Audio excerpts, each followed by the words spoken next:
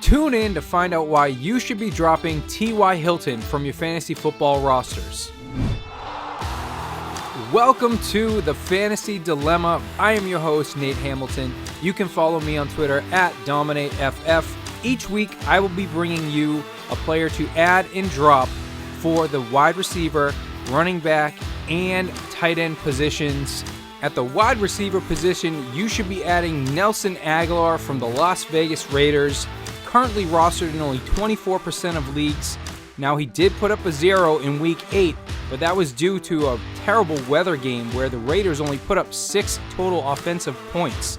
Prior to that, Nelson Agholor scored in 3 consecutive weeks, and he did it again in Week 9, bounced back with 55 yards and a touchdown.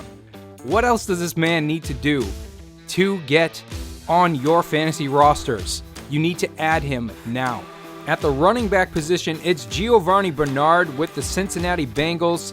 He's now scored double-digit fantasy points in each of his last 3 weeks. Now is the time to get Bernard, as Joe Mixon is expected to return in Week 10 from his injury, and a lot of people will probably drop Bernard, but he has scored 4 touchdowns in those 3 games, 2 on the ground, 2 through the air. I believe Bernard has done enough to earn himself more touches even if Joe Mixon returns in Week 10. To close out the players you should add in Week 10, we look to the tight end position. Logan Thomas with the Washington football team. Thomas is a tight end 7 in the last 3 games played, and in that span, he's got 10 receptions on 14 targets for 130 yards and 2 touchdowns. Given the awful landscape of the tight end position, you're going to want the one who's getting volume in an offense who's expected to pass a lot in the second half of the season. In order for you to add someone to your roster, you need to drop a player.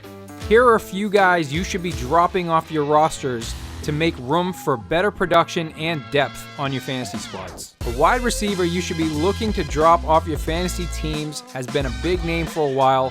His name is T.Y. Hilton.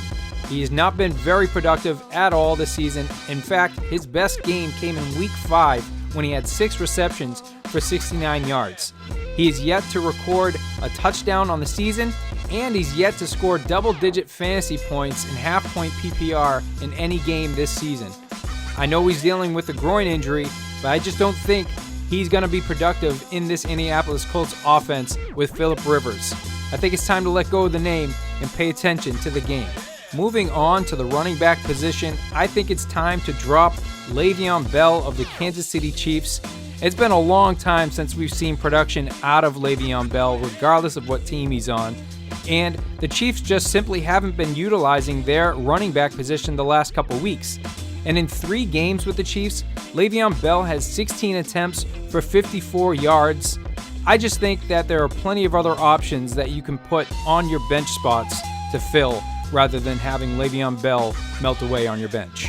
And finally, at the tight end position, you have to drop Mike Gesicki of the Miami Dolphins.